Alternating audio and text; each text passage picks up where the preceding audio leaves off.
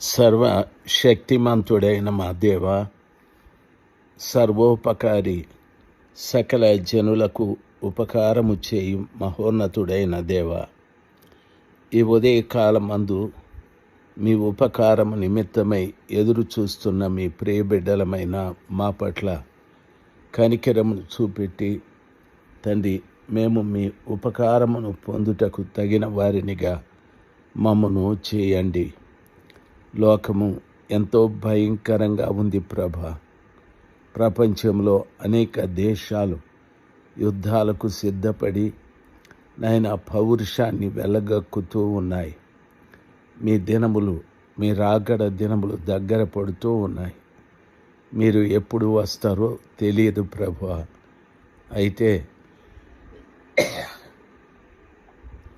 మీ రాక కొరకు వాక్యం వింటున్న ప్రతి బిడ్డను, వారి కుటుంబంలో ప్రతి వారిని కూడా సిద్ధపరచుమని ప్రార్థిస్తున్నాను. మీరు దొంగవలే వస్తారని, తండ్రి, అనుకొనని గడియల్లో మీరు వస్తారని, మీ రాక రహస్యంగా జరుగుతుందని భక్తులు చెప్తూ ఉన్నారు.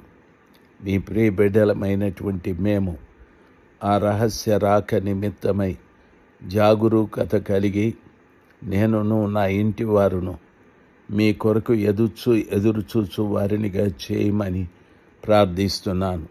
సమస్త ఘనత మహిమలు మీకే తండ్రి.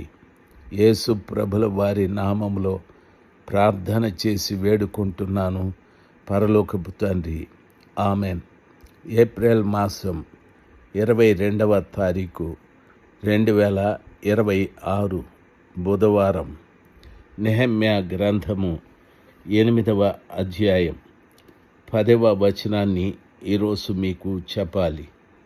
అయితే 9వ వచనములో జనులందరూ ధర్మశాస్త్ర గ్రంథపు మాటలు విని ఏడవ మొదలు పెట్టగా, అధికారి అయిన నెహెమ్యాయు, యాజకుడును శాస్త్రియునగు ఎజ్రాయును, జనులకు బోధించు లేవీయులను, మీరు దుఃఖపడవద్దు, ఏడవవద్దు. ఈ దినము మీ దేవుడైన యెహోవాకు ప్రతిష్ఠిత దినమని జనులతో చెప్పిరి. మరియు అతడు వారితో ఇట్లనేను, పదండి, క్రొవ్విన మాంసమును భక్షించండి, మధురమైన దాని పానము చేయండి. ఇది వరకు తమ కొరకు ఏమీ సిద్ధము చేసుకొనని వారికి వంతులు పంపించండి. ఏలయనగా ఈ దినము మన ప్రభువును ప్రతిష్ఠితమాయను. మీరు దుఃఖపడకుడి, యెహోవా యందు ఆనందించుట వలన మీరు బలమొందుదురు అని చెప్పబడి ఉంది. 9వ వచనములో ఇది ప్రతిష్ఠిత దినమని రాయబడి ఉంది. కాబట్టి ప్రజలు వాక్యం విని ఏడుస్తూ ఉన్నారు. ప్రజలు వాక్యం విని దుఃఖపడుతూ ఉన్నారు. ప్రియులారా, దేవుని వాక్యం విన్న తరువాత వాక్యం వారి జీవితాలలో ఉన్న తప్పితాన్ని, వారి జీవితాల్లో ఉన్న పాపాన్ని, లోపాన్ని తెలియబచ్చాది. అందుకని ధర్మశాస్త్రము ఎదుట వారు ఆ మాటలు విని ఏడవగా, నెహెమ్యా, యాజకుడు, శాస్త్రి, ఎజ్రా, జనులకు లేవీయులు అందరూ ఏడవవద్దు, దుఃఖపడవద్దు, ఈ దినము యెహోవాకు ప్రతిష్ఠిత దినమని చెప్పారు. దేవుని వాక్యాన్ని వింటున్నప్పుడు ఎవరైనా ఆ వాక్యం విని పశ్చాత్తాపడినప్పుడు వారు తమ జీవితాన్ని ప్రభుల వారికి ప్రతిష్ఠించుకోవాలి. ఆ దినము వారికి వాస్తవంగా ప్రతిష్ఠిత దినం. దేవుని కొరకు వారి జీవితాన్ని ప్రత్యేకించుకోవాలి. ప్రియులారా, గమనించాలి, అంతవరకు వారు లోకంలోనూ పాపంలోనూ జీవిస్తున్నటువంటి అనుభవాలు ఉన్నాయి. అయితే ఎప్పుడు వాక్యాన్ని విని మేము పాపులమని పశ్చాత్తాపపడ్డారో అప్పుడు ఖచ్చితంగా వారు తమ జీవితాన్ని ప్రభుల వరకు వారికి ప్రతిష్ఠించుకోవాలి. ఈరోజు వాక్యం వింటున్న బిడ్డలందరికీ నా మనవి, ప్రభు పిల్లలుగా మీరు ఒకవేళ దేవుని వాక్యాన్ని విని మీ పాపాన్ని గూర్చి వాక్యం మిమ్మల్ని హెచ్చరించినప్పుడు మీరు పశ్చాత్తాపపడ్డారేమో, ఏడ్చారేమో, మీకు తెలియకపోతే చెప్తున్నాను, ఆ దినము దేవుడు మిమ్మల్ని ప్రతిష్ఠించాడు. ఆ దినము మీకు ప్రతిష్ఠిత దినము. దేవుని కొరకు మిమ్మును మీరు ప్రతిష్ఠించుకోవలసిన దినము. లోకం నుండి బయటకు వచ్చిన దినము. మీ పాపాన్ని వాక్యము చేత హెచ్చరించబడిన ప్రతి బిడ్డ యేసు ప్రభుల వారి రక్తంతో కడగబడి పరిశుద్ధపరచబడిన దినం. ఆ దినాన్ని చాలా ఘనముగా మనము ఎంచాలి. ఆ దినమును జాగ్రత్తగా మనము జ్ఞాపకం ఉంచుకోవాలి. ఈ ప్రతిష్ఠిత దినం అనేది చూడండి, బైబిలులో దేవుడు కూడా పాటించాడు. 6 రోజులు తాను పనిచేసి 7వ రోజున ఆ కృప కలిగినటువంటి దేవుడు ఏ పని చేయకుండా విశ్రాంతి తీసుకున్నాడు. ఆ దినమును ప్రతిష్ఠిత దినముగా ప్రభుల వారు ఎంచారు. మనము కూడా ప్రియులారా, ఒకటి, దేవుని కొరకు ప్రతిష్ఠించబడిన నీవు, దేవుడు ఒక దినాన్ని ప్రతిష్ఠించాడు. ఆ దినమును కాలక్రమేణా విశ్రాంతి దినమని, కాలక్రమేణా సబ్బాతు దినమని, కాలక్రమేణా ప్రభు దినమని, ఆదివారమని చెప్పబడుతూ వచ్చాది. కాబట్టి ఆ దినమును ప్రతిష్ఠించబడిన వారందరూ కూడా దేవుడు ప్రతిష్ఠించిన ఆ శ్రేష్టమైన దినములో కూడుకొని ఆ కృపగల దేవుని ఆరాధించాలి.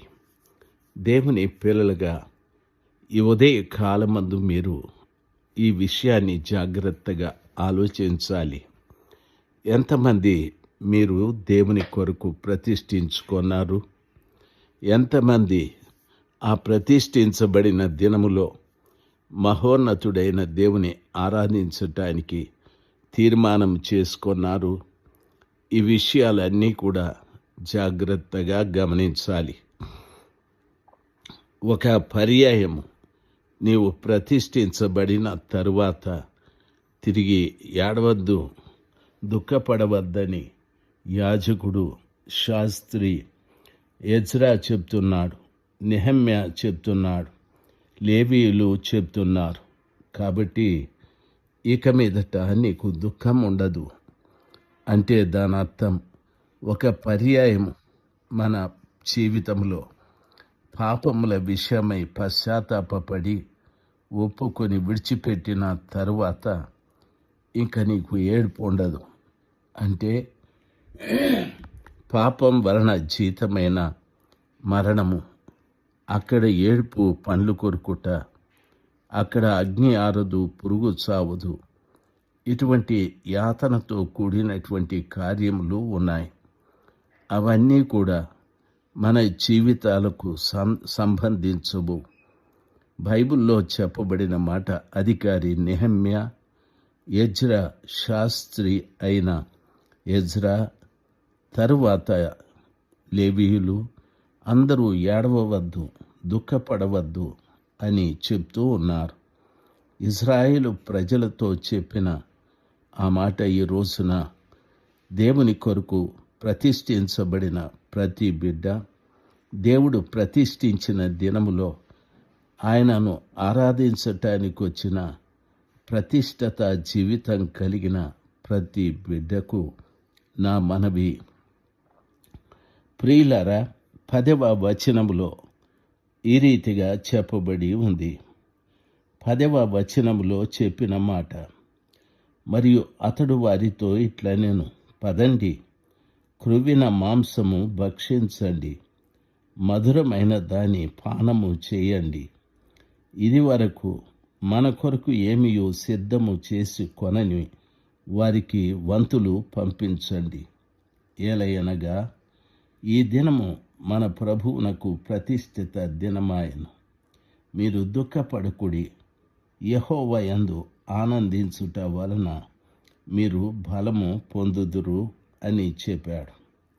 దేవుని యందు ఆనందిస్తే మనం బలం పొందుకుంటామని వాక్యము సెలవిస్తుంది. రెండవది, ఏడవద్దండి, దుఃఖపడద్దండి అని చెప్పి క్రొవ్విన మాంసమును భక్షించండి, మధురమైన దాన్ని పానము చేయండి. తమ కొరకు ఇదివరకు ఏమియో సిద్ధము చేసుకొనని వారికి వంతులు పంపించండి. ఈ మాటలు చాలా మంచి మాటలు. ఆ దినమున వారు యాజకులు, లేవీయులు, ఎజ్రా శాస్త్రి, తరువాత నెహమ్యా చెప్పిన మాట, క్రొవ్విన మాంసము భక్షించండి, మధురమైన దాన్ని పానము చేయండి అని. ప్రియులరా, క్రొవ్విన మాంసము అంటే ఆ దినమున ప్రతిష్ఠించబడిన దినమున క్రొవ్విన మాంసాన్ని భుజించాలి, మధురమైన దాన్ని పానము చేయాలి. ఈ రోజున ప్రతిష్ఠించబడిన సబ్బాతు, దేవుని దినము, ప్రభువు దినము, ఆదివారము అను దినమున క్రొవ్విన దాన్ని భుజించమంటే దాని అర్థం దేవుని శరీరమును భుజించాలి అని. మధురమైన దాన్ని పానము చేయాలి అంటే దాని అర్థం ద్రాక్షారసమును త్రాగాలి అని. ప్రభు చిత్తమైతే రేపింక కొన్ని విషయాలు మీతో మాట్లాడుటకు కృపగల దేవుడు మనకు సహాయము చేయని. ఆమెన్. 10వ వచనాన్నే చెప్తూ ఉన్నాను.